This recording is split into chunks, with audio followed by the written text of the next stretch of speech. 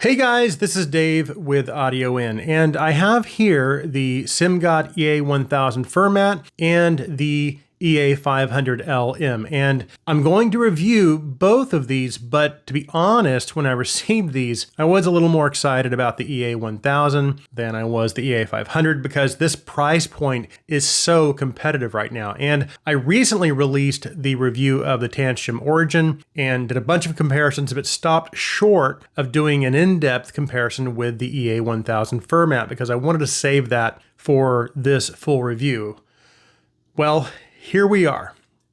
We have a lot to talk about, so let's get started.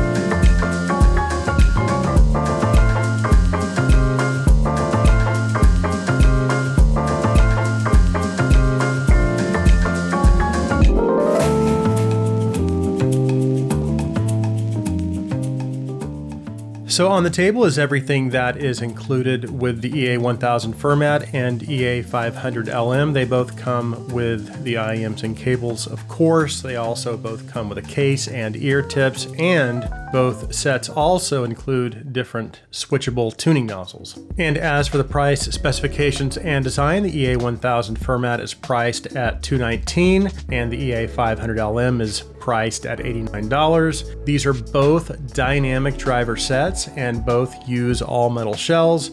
I think I do prefer the design of the Ea1000 a little more. I do like the Ea500 LM as well, but the Ea1000 looks a little nicer and it just looks like they put a little more thought behind the faceplate design and its overall presentation. However, as far as their shell structures and build quality, they're both very good for their price ranges. The cables are also decent. They do both feel a little plasticky to the touch, but they are still soft enough as to be able to roll them up and store them without worrying too much about tangling. I do think the Ea1000 cable is built a little better as far as the hardware and its general construction. It uses metal 2-pin connectors instead of the plastic ones that are used on the Ea500. I do also like the look of the Ea1000 cable a little more as well. Okay, let's move on to the sound.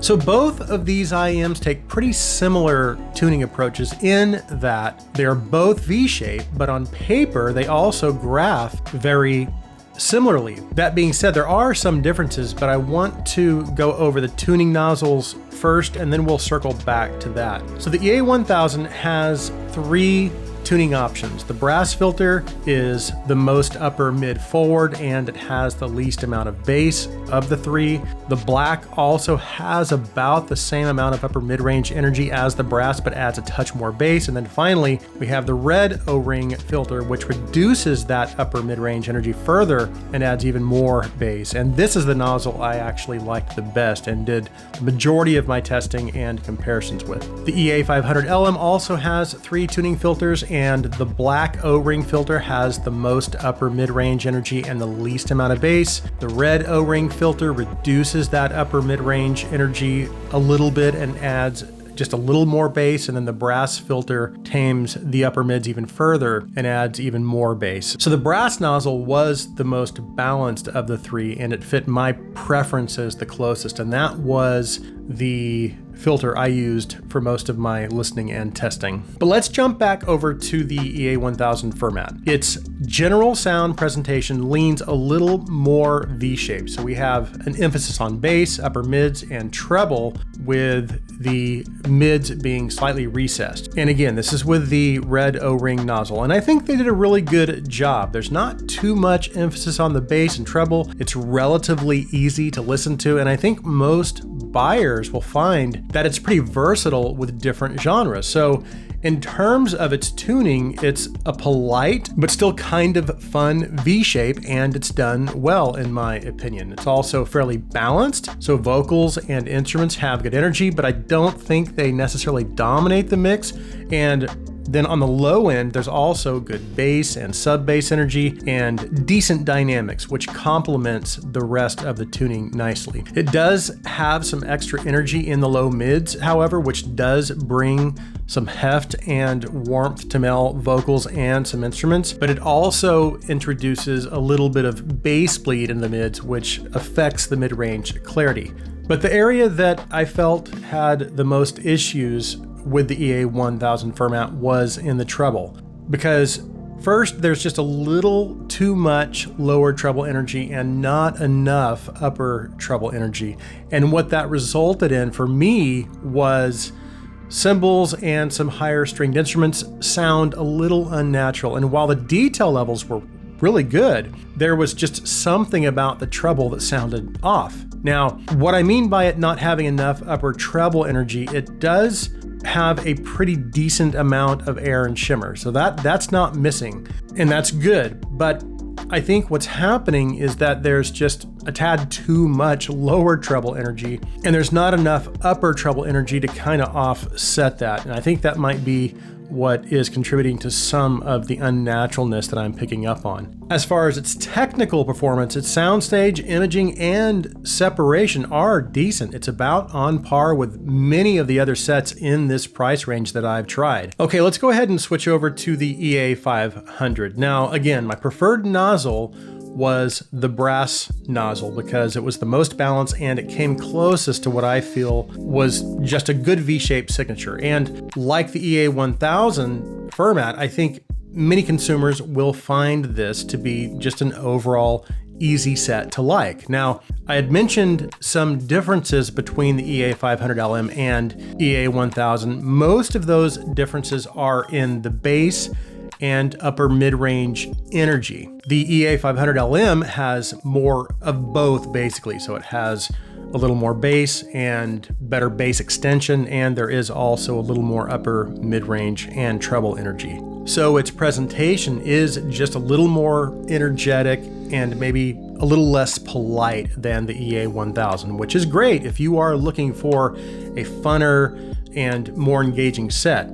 I personally like the Ea1000 a little more than the Ea500. I will, however, admit I do wish the Ea1000 Fermat had a little more bass extension. But my main issue with the Ea500 is that while it does have that fun, engaging presentation, it's just a little too much for me, and it can at times become just a little fatiguing after a while. Now, as for its technical performance, it's very good for it being under $100. As a matter of fact, it's up there with some of the best technical performing $100 IMs that I've heard, like the Proxima Z12 and the Yume2. I don't think it's quite to the levels of the Clanar and the F1 Pro, but it's close. But in terms of its technical performance, it has pretty good instrument imaging as far as its left to right instrument placement. It has decent center imaging. However,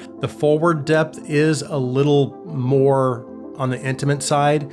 So its presentation is what I would consider maybe a little more flat sounding. But again, overall, its technical performance is pretty good. Now, if I had to choose between these two sets, I would choose the Ea1000 Fermat, mainly because of its sound performance and its tuning. It's just closer to my tuning preference. And I think it's a solid IEM for the price range. It does have some issues with the treble, but generally I do think it's a solid IEM.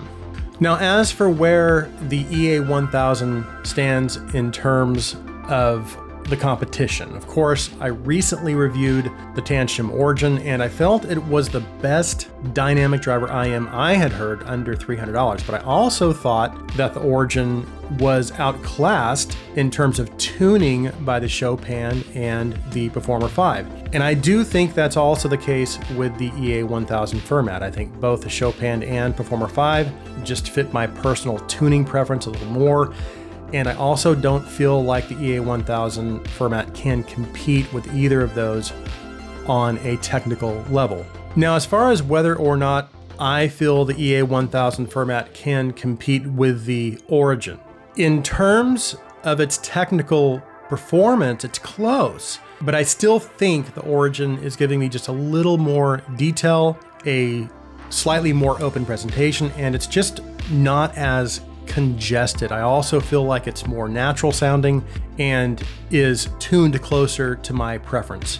So in the end, I do have to give this one to the Tanchjim Origin. So that concludes my reviews of the SIMGOT Ea1000 Fermat and Ea500 LM. Thanks so much for taking the time to watch. If you like my content, please take a second and hit that subscribe button. Also, if you would please like this video, please share this video. I hope you guys have an awesome day.